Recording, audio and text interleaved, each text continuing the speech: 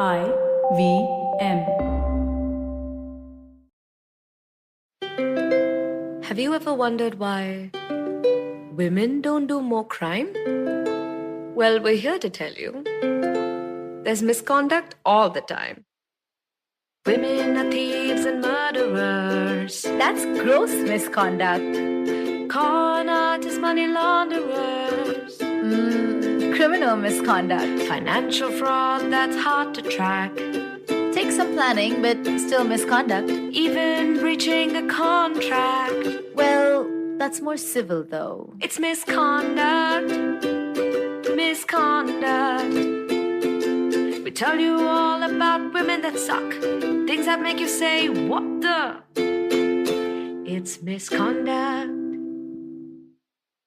Hello, and welcome to Misconduct. We are a podcast about Indian women who happen to be criminals. My name is Raghavi. And I am Nisha. And on today's episode, we're going to talk about Zoya Khan. She's a woman who, against all odds, told the world, I don't care if I fail the Indian Civil Services exam, I will be a public officer. So now, compared to the last two episodes, this one is much lighter. No like murderers or mass coercion or anything like that. Because Zoya Khan was a seasoned con woman who faked being an IFS officer for almost 2 years, duping the Delhi, Gurgaon, Noida, Meerut, and a bunch of other police departments. She pretended to be working with the United Nations on diplomatic missions for India and also the US. How? She got a bunch of freebies from the local police after she'd call and threaten them, of course. This included insane things like security that is only reserved for like top officials, like and maybe reserved for diplomats, and maybe like, I don't know, Kangana Ranaut. I don't know. Topical. Nicely done. But eventually she got caught because of her own arrogance. And we're going to get into that. Aha, hoisted by her own petard. I actually don't know what that idiom means. It just sounded really cool to say right now. But that's not to say that just because she was arrogant, she wasn't well prepared. Because we're not talking about a woman who sort of lucked her way through this today. We're talking about a woman who really went out of her way to make her con work.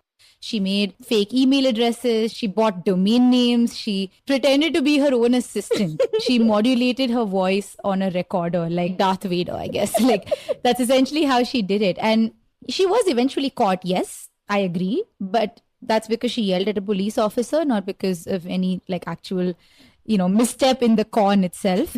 And that police officer was like, excuse me, who the hell do you think you are? And of course, he uncovered her secret eventually and had her arrested. So yes, her overall arrogance brought her down. But the con itself was so sweet, so beautifully put together. I know I'm romanticizing it, but that's only because we don't get con women generally very often in these sorts of things. But it's just so beautiful. Chef's kiss. I find this whole scam quite hilarious. And also, I can't believe she managed to pull it off for like 2 years. I know. And actually, I can believe it because the kind of work that went into it, and we'll talk about like the kind of work that went into it, was really, really meticulous. And let's sort of just like go through when this happened, what this was like. And a lot of you guys would have missed these sort of stories because this happened sometime early 2009. That's when our story starts. And I personally feel like 2019 was like the last truly happy year I had before everything just sort of went to like shit, I guess.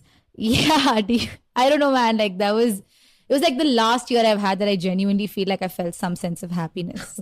Do you miss anything about 2019? Man, okay. I'm not confirming that I did this or anything, but I really miss the ability to just go lick a stranger's face. Like, you can't do that anymore, man. You can't.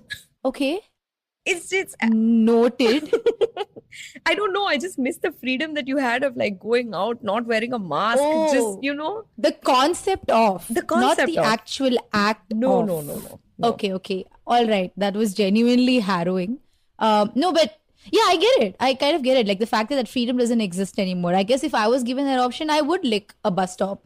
Exactly. I don't know. So I kind of get it. But that's what 2019 was like for us. It was a whole other time of just like, this is so peaceful and lovely. But a time around when this story started, and a reason why a lot of you guys would have missed this story when it first like really broke out is because 2019, especially early 2019, the first quarter or so, was a really, really busy time for India. Because, and you would know this, I think through February and March 2019, India and Pakistan were involved in a series of escalating border aggressions. The Pulwama attack being one of them, which killed like 40 Indian soldiers. There was an airstrike after that. There were a series of these extremely random alcohol poisoning incidents across the north, which left some 300 people dead. And if you remember, this is when, I mean, obviously we were in Bangalore, so we remember this, but down south, in early 2019, there was a huge fire that broke out in Bandipur National Park, and like some 11,000 acres of forests was burned in a few days. Crazy. And of course, in like that's just a few pieces of like things that I remember happening around this time. But the most important thing was the fact that we were all gearing up for the general elections in 2019. Oh, that's right. Yeah. So any other news would just sort of die, even if it was extremely interesting. I caught it because I was just like, hey, I don't care about my local MP. I want to hear about Zoya Khan. And like, I mean, of course, I do care about my local MP, but this was extremely interesting for me to read. And that's the sort of background we are coming with when we think about 2019 and why you guys might have really missed the story, you know? Yeah, that actually makes sense. I mean, there were so many major developments, and this is just like one small side piece story. So basically, our story of Zoya Khan starts off, I guess, if you want to put it in reverse, on 4th of April 2019. A woman in Noida was arrested for pretending to be an officer with the Indian Foreign Service, or the IFS, for a grand total of like 18 months. She was arrested along with her husband in their home in Noida. Okay, so this is something like super interesting. The first article that I read about her, and it has the most, like, this is my most favorite article in the world. It's one that was published by India Today on the 5th of April, and it's titled, Wo Kaun Thi? Woman poses as IFS officer, enjoys VIP security for 18 months. You know, like, Wo Kaun Thi spelled Wo C-O-N Thi. So like in Hindi, wo kaun thi, like who is she? But then she's also answering the question, kaun. I got it. Oh, okay. I mean, I get it. You really like the headline, I guess. It's so clever. I loved whoever it was in India Today who came up with it. Like, is that the first article you read about her? The Wo Kaun Thi one? Yes. I remember reading this. The headline, I mean, I remember the headline, but you're clearly enamored with it, which is not how I felt. That's a very cute pun. I agree. I totally agree. Basically, like when I was looking up like Zoya Khan and stuff like that, I'm like, Wo Kaun Thi? Yes, 100%. That's the first one I'm clicking. Proper clickbait article it was. But yeah, so Zoya Khan, she posed as an IFS officer for months on end, fooling the government, her security personnel, and even most of the police officers. Like you mentioned, she made fake IDs, fake email addresses. She even bought like domain names to, make it stick. And she lived off of the taxpayer dime the entire time. And eventually she got caught. I mean, I say arrogance, but there's a Tamil word to describe this. And I'm hoping someone can translate this to Hindi and let us know on our, Instagram handle. But the word is Adhiga Prasangitaram. Oh, yeah. It's like, it's basically when you kind of know that everything is really going well for you. And you just take that extra step to be a little bit unnecessarily extra. Exactly. With like a misplaced sense of confidence. Yes. I think that's what that is. Adhiga Prasangitanam. Yeah, that's fair. If somebody who knows Tamil and also like really gets Hindi can translate this, that'd be really cool. But this is great. I think we have a really cool idea of like what really happened around this time. We did sort of start backwards in that we started with her arrest, but I think that was important because a lot of the story is about how once they arrested her, how the story sort of came out, and we really wanted you guys to experience that like chronology of events as well. But let's take a little break now. And we come back, we'll do some quick context setting for you guys, and we'll run into who she was, what she up to, what is the civil service exams. Let's get through from there.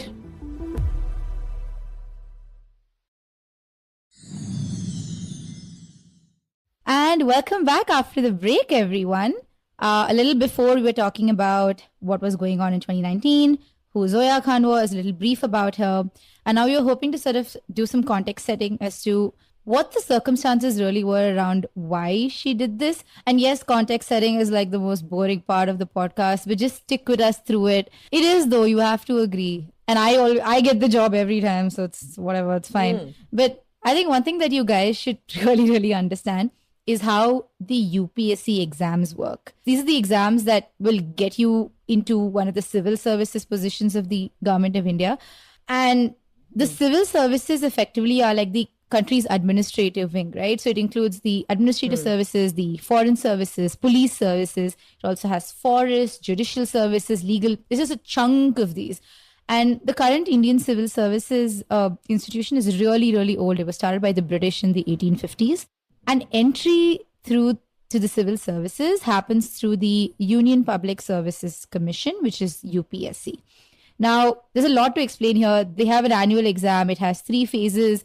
It's really tough to get through, especially when you get to the interview and personality test. How tough is it? About 1 million candidates write the prelim exams every year, and only 1,000 of them make it through to the interview. So the acceptance rate is about some 0.1%. I'm not doing that math, but sure. Yeah, I don't know. I'm pretty sure that's what it was. I could Google it again, but I'm pretty sure that's what that was. But it is like really tough. I don't know. I mean, have you ever seen those papers? It is insane. And I have seen those papers because back in 2013, okay, well, let me say I was planning to apply is a nice way of putting it. I was forced to apply. Oh, that's worse. But yeah, and I met actually a bunch of IFS officers IPS officers at that time because they were my father's classmates to talk about this exam. And they were all like, oh, don't worry. If you know 6th and 7th grade history and geography, that's more than enough, which is a lie, my friend. You studied your ass off. Clearly, that's why you're an IPS officer. Yeah, that sounds like trash. Yeah. I'm sorry. So, but yeah. I did take a look at a bunch of I didn't even attend the exam. I looked at the question papers and I looked at my dad and I said, I'm sorry, I am a disappointment. Please don't make me do this. Oh, no, I mean, yeah, it is quite a bit of work. I totally agree. Yeah, it is way too much work. And yeah, but I get why like people would do this work and really try. One of the major reasons to join the Indian Civil Services is that you're pretty much sorted for life, which is why my dad still recommends it to everyone he meets. Just everyone. Like if you're below the age of 35 and you meet my father, he will say, why don't you write UPSC exam? But because the perks are insane, it includes like 100% job security, unless you're corrupt and you get caught red-handed, of course, engaging in said corruption. And then someone actually feels like taking the time out to prosecute you instead of like just saying, oh, you know what, you take paid suspension and go pa. So no. That really hurt. Perks also include like societal status. I've been approached by many suitable gentlemen's relatives who are very excited to tell me that, oh, my somebody is a revenue officer. And he's also thankfully at least he's 32, ma. Yeah. He's a decent age only, good looking boy. I would have just turned like 22 and they'd be like, oh. So, it's yeah. ripe for the plucking, Disha. You were ripe. That's what that was. So yeah, and the salary is also pretty, like, it's great. The lowest pay scale starts from 50,000 to 1 lakh, which is insane. Your residence, transport, security, domestic help, cook, gardener, chauffeur, whatever, everything is taken care of by taxpayer money. Wow. Yeah, it's insane lifelong pensions, even after retirement. And working in that department, working in that field gives them a lot of good skills, okay, a lot of administrative skills. So they actually are quite like desirable candidates for management positions in the private sector as well. So you don't even have to retire. You can continue to work as a consultant. And beyond all of this, of course, there is the power trip. Aha, that's what I was waiting for. Yep. The Indian Civil Services form some of the most powerful people and positions, I guess, in the entire of India. Just like a bunch of like little kings and queens. So I guess this explains why 1 million people are applying. It's just a ridiculously high number of people who are applying for it every year. And that's true. This also explains why some people like Zoya Khan will do whatever they have to get into the civil services. That's a beautiful segue. That was lovely. I didn't even have to be like, hey, do you want to that was gorgeous. But that's essentially what we're here to talk about. Why Zoya Khan was kind of so obsessed with the idea of being an officer that she would just rather lie about it, you know? I don't really feel particularly upset about it. You just listed out a series of perks that I would always want. Right. I mean, I would never say no to my own cook just hanging around and just being like, what do you want me to do for you, ma'am? That you don't have to pay for. You don't have to, that's exactly, I don't have to pay for this person. So that's essentially what Zoya Khan really wanted, right? So we don't really know much about her early years. We know that she would have been born around 1984, 1985. And that was sort of, I'm just doing maths based on when she was arrested. We do know she was born in Meerut. We know this information actually from the Noida police station's report that they, not even a report, it was more like a statement that they'd put up on Twitter of all places. Right, yeah. So it was in Hindi and I had that translated. So we knew she was born in Meerut. We knew her father was a doctor. We had newspapers also reporting that she may have had a master's degree in political science from the University of Delhi. So at the very least, we can presume that she is not an idiot. Yeah, that's true. So, and of course she isn't. I mean, just because, so essentially she appeared to have attempted the civil services exams in 2007 and she failed it. But remember, failing that exam specifically does not really say much about your intelligence. It really is, to a huge extent, just really luck and very often being able to memorize certain things. So there's also, like, we don't really know if Zoya applied multiple times because loads of people actually give the exam multiple times. There's sort of an age range in which you can apply and you can give the exams as many times as you'd like within that time period that you have. We don't know if Zoya did this, but she would have likely been around 23, 24 when she didn't clear the exam the first time. So a little after that, well, not a little, like about 7 years later, she met Harsh Pratap Singh. This is 2013 sometime. He was a banker with the State Bank of India and he was the son of a Kanpur-based police officer. Again, we know all this because of the police statement that was put out. In 2017, he also quit his banking job to write the civil services exam. And at that point, suddenly out of nowhere, they just disappeared as those two individual people. They got married at some point and they just became Zoya Khan IFS and husband. And I don't know when that happened because that transition was ridiculously smooth. And it makes, I mean, this obviously makes it very clear that Zoya Khan always wanted to be a civil servant. We're not sure if the perks are what really tempted her or the power, but it's likely both, right? Because they're sort of really connected to each other. I mean, the whole point of power also is, hey, give me free stuff. Yeah, exactly. Yeah, so I totally understand that. I think it's very nice and feminist of the husband to be like, you take it forward, Zoya. I will follow you. Dude, you know what?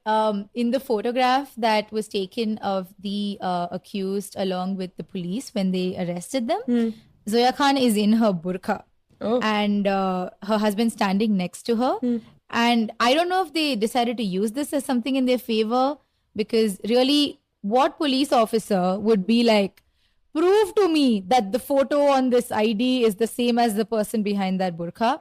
I'm not really sure if they would really make that. I mean, I wouldn't want to be the police officer that ever asked someone this. No way, no. I wouldn't want to do that. That sounds like a bad idea. It really does. So this was smart. I mean, it was a very simple way of just sort of getting away with sort of hiding your features. And that was kind of it. So again, like I said, we're not sure if it was the perks or the power or what it was, but somewhere along the line, they just disappeared as these people who just were bankers and were political science majors, like writing the civil services exams and hoping to God they get through. And they were just like, I put it out there. The universe has made me. Yeah. It has now made me IFS. Yeah, Zoya Khan is actually, to be honest, when you read through like all of the things that she did, she clearly is a smart cookie, I guess. But let's sort of start backwards with this, right? On the day that Zoya and her husband were arrested. So they were arrested on the night of 4th April 2019. Senior Superintendent of Police, that's SSP, Vaibhav Krishna of the Gautam Budh Nagar Police Station, conducted a raid on their 3 BHK apartment in a society in Noida. He was assisted by the Bisrak police station in Greater Noida, under whose jurisdiction this apartment society falls, basically. So the raid was conducted along with a team from the crime branch. as well. And they arrested her, both Zoya and her husband, on that night. And they uncovered a series of documents that kind of helped the police to put together what was going on. And they found like a lot of forged documents, right? So there was an ID card, which is issued by the United Nations Security Council in quotes, of course. It had a picture of Zoya and listed her designation as nuclear police officer. What? Whatever that is. Oh, supposed to actually, be. you know what? I think that's supposed to say nuclear policy officer. Oh, that actually makes sense. Yeah, I think that's what that was. It was nuclear policy officer. I remember looking at the card and I think that's what that said. That card was not card, her ID card essentially. That was really interesting. Let's get into that a little later. That ID card is ridiculous. So the documents that they got was this ID card, a diplomatic identity card by the United States Security Department, which had the words Mission Afghanistan in Washington written on it. I don't know, does this indicate that she was on a diplomatic mission to Afghanistan through US? Why do you have it in India then? What? So she was outsourced as a foreign officer from India to the Yes. US. To go to Afghanistan. Okay. Yeah.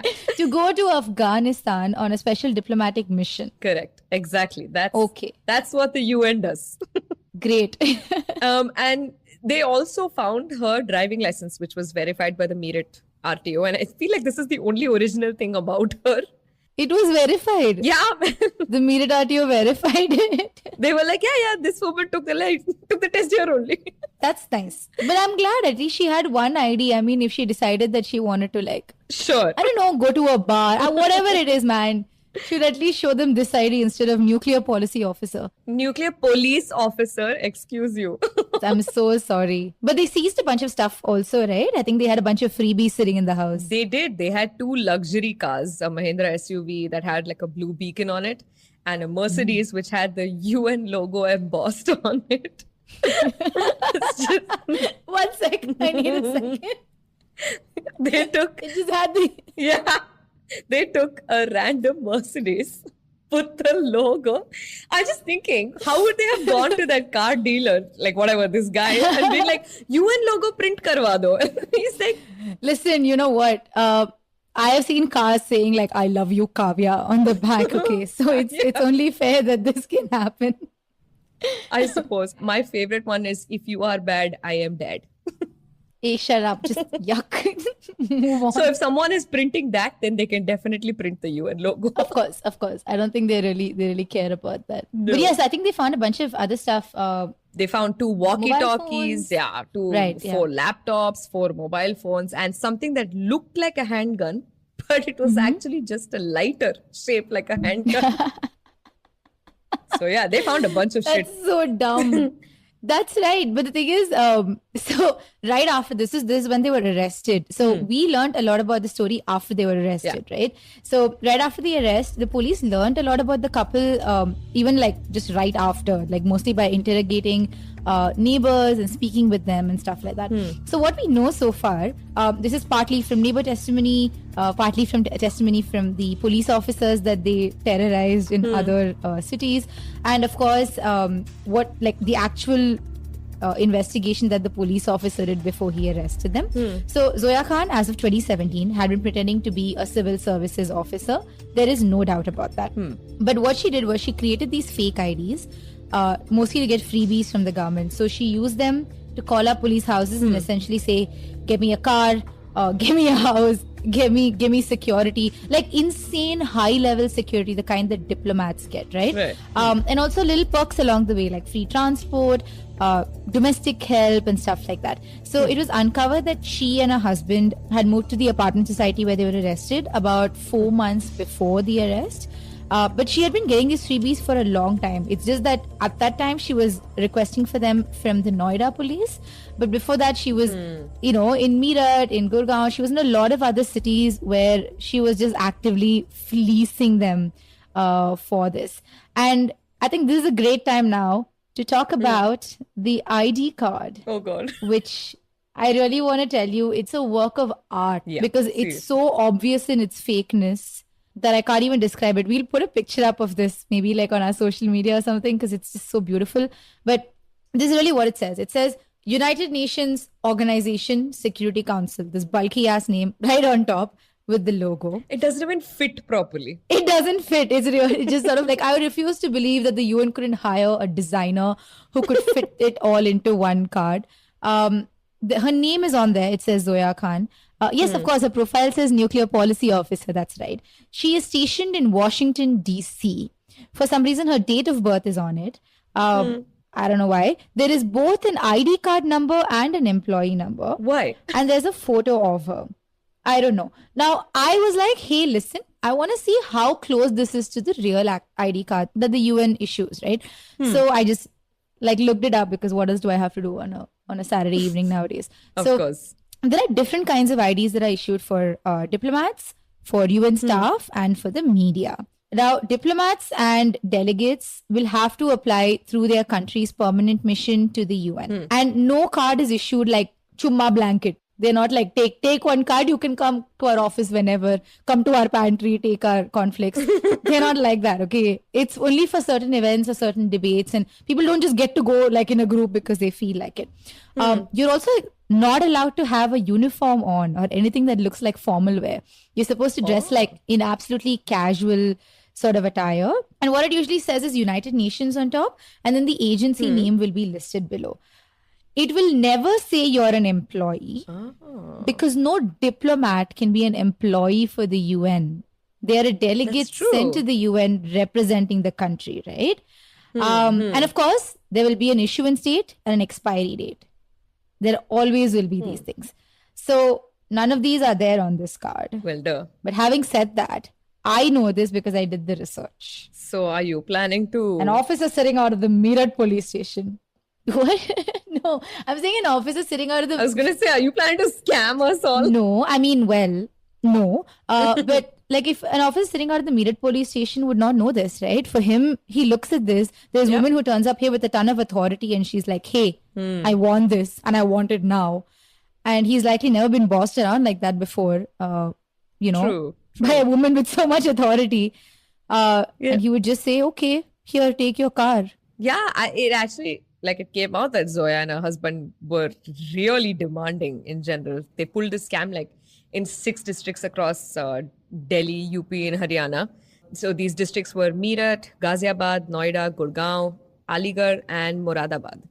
So she'd always call the local police station and demand that they send over security immediately. And the police also tell us that she used to make calls to senior police officers posing as Anil Sharma, a personal assistant to the Joint Foreign Secretary. And how she did this was she used a voice converter app on her phone to convert her voice into a male one. That's pretty much it. That's all it takes. And when she was with the security, she insisted that, police personnel and all the other officers should salute her. If anyone asks any questions, she just like flash one of her fake IDs and just like boss the officers around. I get it, dude. I understand that entitlement because I also want it. I want to feel that level of that sense of confidence that comes with knowing that you're going to like you know what? Like I've seen ton of heist movies, okay? Like I've seen all of the Oceans 11s through 12s through 13s. I've seen a ton of these and I don't really see women sitting up and going like, yeah, I can do this. And I very rarely see that recreated in real life. So it sucks that she did this, sure. I mean, but I get She it. was smart. I'm really proud of the entitlement. She was conniving. She was conniving. She really intricately put together all of these things, all of these like fake IDs, gave herself a UN domain name, email address. She used to use this to drop emails on senior officials, like demanding government benefits and security. Nice. Okay. I mean, terrible. I didn't mean to say nice. So first off, she created a fake email ID for herself, which was securitychief@UnitedNationsSecurityCouncil.org. Security chief. Yes. We don't even have a permanent position in the Security Council yet as a country, but she that's is the true. security chief of the Security Council. Of course. So she also went ahead and bought the domain name, which is UnitedNationsSecurityCouncil.org on a domain registration website. Yeah, I checked this out, okay. Like otherwise this won't work. I know I checked this out. I really checked this out. Because the moment I saw it, I was like, you know what? So like, let's just look at other websites. Okay. Like there are websites like, the companies like Microsoft and Facebook and stuff like that acquire other domain names that they might not necessarily use. But is very similar to their name, right? Right. I mean, I'm just assuming here, but Facebook would have likely also bought Bookface for all we know. But they do that because Or the Facebook. the Facebook, or like Facebook with triple O's, in case somebody made a mistake. So it'll go back to like how Google has purchased everything that says G, how many number of O's. Right. So Got it. because it'll all redirect back to Google. And the whole point of that is to make sure your brand remains really secure. Now, the United Nations does not care about that. So they did not make an effort to purchase United Nations Security Council.org as a domain registration name. Also, it's quite a mouthful. Yeah, it is. Because the actual UN domain name is just un.org. Oh no. There is nothing else to it. It's so simple. But I checked this for this domain name, okay? I'm not clear when it was registered, but whoever registered it, their registration expires only on 19th September 2021. So Zoya Khan still owns that domain address, like till date. So you know what? If she's out on bail today, I don't know. Maybe she's still using it. She could do this again? She could, I mean, till September 2021, unless she wants to, extend her registration. But I thought, okay, you know what? Let me thwart this. And I tried purchasing the domain name for the heck of it. Okay. Yeah. But the asking price was like 10K. And I was like, okay. No. that's too far for a joke. That's just too much. Yeah. But I guess if someone who's listening to this podcast has 10,000 rupees to throw, you know what to buy on 19th September 2021. But yeah, so the police eventually traced his domain name back to her because she made the payment through a net banking account. They also found a bunch of like these emails in her Outlook app on her phone. So they figured it out. Oh, okay, that seems about right. In her 4 phones. The 4 phones. Yeah, just in had her 4 a phones. bunch of emails going out saying, hey, where's my security, guys? That's going to be it. Bhel puri lao. That's awful. Now, you might all be wondering, what about all this stuff is really a crime? Because it just sounds like a really fun life to have so far. So what about this got her arrested? Now, the answer to that is all of what she did was a crime. Now, Zoya was booked under multiple sections under the Indian Penal Code and the Information Technology Act. So all of these involved cheating and cheating by impersonation, cheating to induce the delivery of certain property. And the punishment for all of these is a maximum of 3 years in jail and a fine for each of these instances. And when I say each instance, I mean each time that she had a civil servant's benefit that was given to her, that's one instant. So every time she got a car, or like every time she was just told, Bhel puri. I don't know, got her bail puri. Every time one of these instances happened, she's committing the act of cheating and cheating by impersonation. She was also booked for forgery of a valuable security. Yes. And also for using a forged document as a genuine one. The punishment here extends to 7 years and a fine. So you're already looking at multiple years worth of potential jail time for her, right? And also this was a very textbook case of cheating. Because if you go to the IPC and you check that section and you look for the act of cheating, the first example is literally this. I'll read out there's an illustration in the IPC usually saying what would constitute as this act and what would not constitute as this act. So this is the example for cheating under the IPC. A person A, by falsely pretending to be in the civil service, intentionally deceives person Z and thus dishonestly induces person Z to let him have credit goods for which he does not mean to pay. Person A cheats. Wow. Like it is this is an example quite literally. Maybe she saw this and she was like, maybe I should do this. It could be that. I mean, that's genuinely upsetting if she went back and she looked at cheating specifically and she said, this is the one I want to do. Yeah. And then she did it. But the thing is, I'm not sure if she was booked under this because this was not called out by the police officers. No, not the civil services bit. I mean, not cheating specifically. But there is also provision in the Indian Penal Code for impersonation of a public servant. So that comes with 2 years of imprisonment and a fine as well. But I didn't see any specific mention of her being booked under that. It's possible that prosecutors might pick that up later. That was not something that was very clear.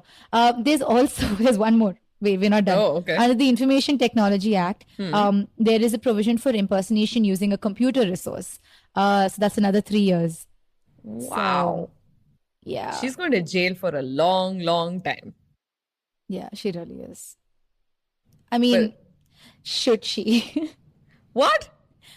I mean, okay, let's just really look at this.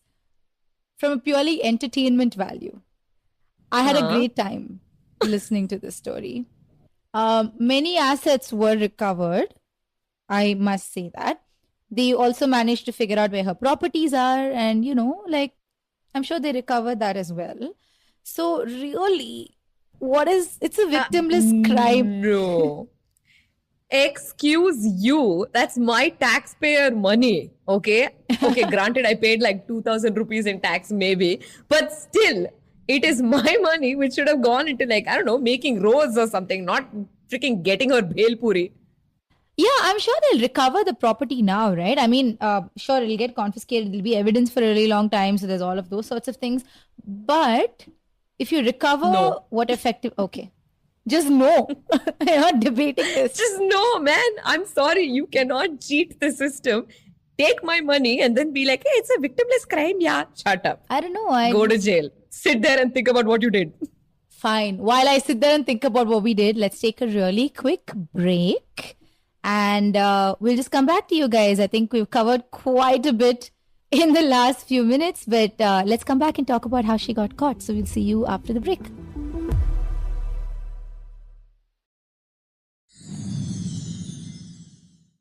All right, welcome back after those commercials or awkward silence or I don't know, whichever one it was, but welcome back. We're talking about Zoya Khan, who impersonated an IFS officer for 2 years. And now we're going to talk about the juicy bit. You might be asking at this point, how did the police really figure it out? Like, how did they figure out what was happening? So remember how we mentioned earlier that Zoya liked to boss people around and the police personnel that were assigned to her especially? So she pulled something similar on an officer in Noida. Okay. So on March 23rd, Zoya called the Gautam Budh Nagar police station in Noida. She had already called the VIP cell and the traffic office of Gautam Budh Nagar for police escort facilities. At this point of time, Senior Superintendent of Police, which is SSP Vaibhav Krishna, picked up the phone, unluckily for her. So this is the guy who arrested her eventually. So he picks up the phone and Zoya yells at him for delaying police escorts. Now, SSP Krishna is not an idiot. And he was also very quick to anger. So he was just like, who is this lady? I just picked up the phone. Why did I get yelled at?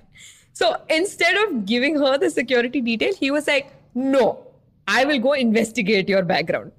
And that's when shit hit the fan, because the first thing that SSP Krishna came across was the fake UN Security Council ID card. Ouch. And then he knew something was off.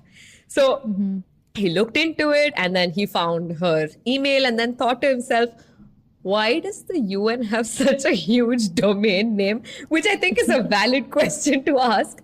He then looked up the domain name on GoDaddy, which is the domain registration website. And then he found that it was registered in Zoya's name and she was busted.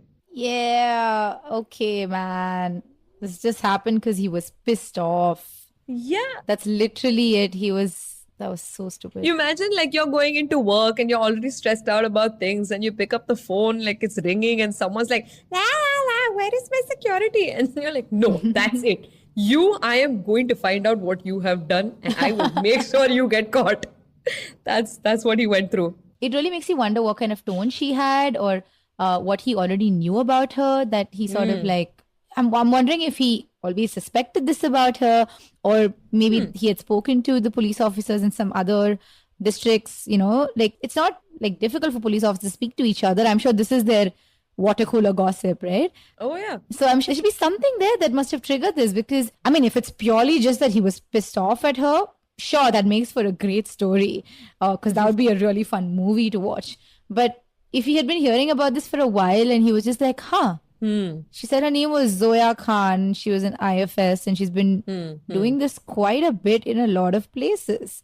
All places around Delhi, you know, it's not like it was particularly out of that region either. So maybe he really put a lot of things together really well. It's possible that could have happened. Maybe. Yeah, and like the thing is, we spoke earlier. I mean, like we know how she got busted and all the loot that like they also found with her. But like one thing that was really bothering me, and I actually don't have an answer for this. I don't know if you come across this when you were reading stuff up about her, but yes, she managed to get a bunch of perks. She managed to get like a car and even like a house and all of those things. But where was her cash? Like, how did she actually make money? Because you still need to spend money on a daily basis. That's Like- true. I'm not sure. I mean, she did have those 2 cars. Maybe she was like part-time Uber driver. Yes. No, That seems I it's my fault. It's my fault for expecting a serious answer. That's on me. I'm really sorry. But did you come across anything about this? No, actually, I didn't. I like all of the news reports, everything that I read through. There was no information about how she managed to scam people and get money out of this. I don't think there was any mention of any like money either. They talked about like the assets and stuff like that, but there was no mention of any money. So I have no idea how she would have.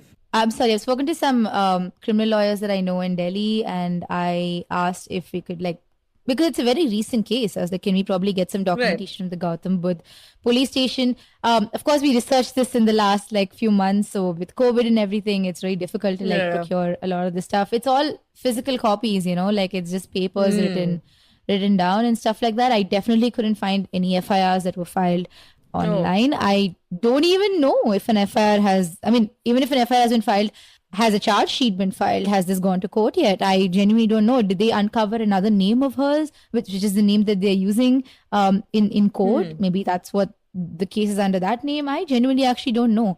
And this is something I do want to look into a lot more in detail once sort of like things open up and maybe I can go down to Delhi and look this up or something.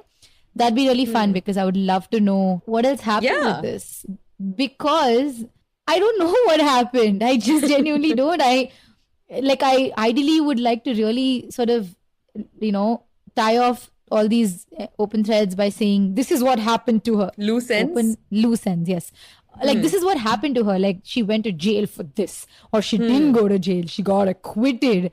You know, like something. I wanted something like concrete to end this. But you know what, Nisha? That's the thing about life. You don't always get closure.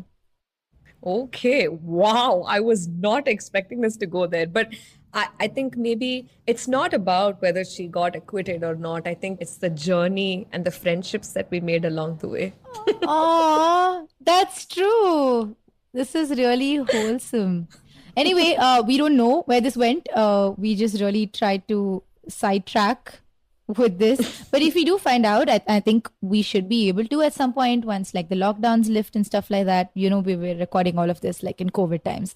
Whenever we get a chance to, we're very happy to sort of revisit this episode with this information. That'll be really fun, actually. Yeah. We'll post an update when we can. Yes, he will. But now we're at the end of our episode, and you know what that means. Yay. So let's go for it, Nisha. Yes, go for it. Okay, here we go. Burning that midnight lamp on the civil services exam. The perks and power of a lifetime slipping through my hand. But if you got the right attitude, nothing can hold you back. Just buy yourself a domain name and get a voice controller app. Voconti, Voconti. Zoya Khan, IFS, Voconti. Tax money money means nothing to me when the police give me company. 'Cause that angry SSB, he ruined my brilliant scheme. वो कौन थी? वो कौन थी? Zoya Khan, IFS, वो कौन थी? Hey, Nisha, that song was great. But we really need to talk about your obsession with the phrase "wo kaun thi." We really need to talk about that. Dude, it's so clever, man. It's wo kaun thi. Get it? It's a question and an answer. It's amazing. Yeah. How are you not obsessed with it? Yeah, it's great wordplay, but like, oh no, Nisha, look at the time. I can see like our producers are saying we need to cut this. They're also saying your consistent explanation of the headline may need to be removed. When we do that, we'll be left only 6 minutes of this podcast. Oh, fine. I'll rant about it on Instagram. Oh, that's good. That's good. But of course, that brings us to the end of this very light, very fluffy episode. It's quite a nice breather to have. And we hope to fill these sorts of episodes in so, we can take a break from the really heavy stuff. But thank you for joining us this week. As usual, you can find all of our sources in our Substack. You can find that in the description for this episode. And don't forget to check out my rant on the wo kaun thi headline on Instagram. You'll find our handle in the description. And we will see you on the next episode of this podcast that we call Misconduct. See you guys. Bye.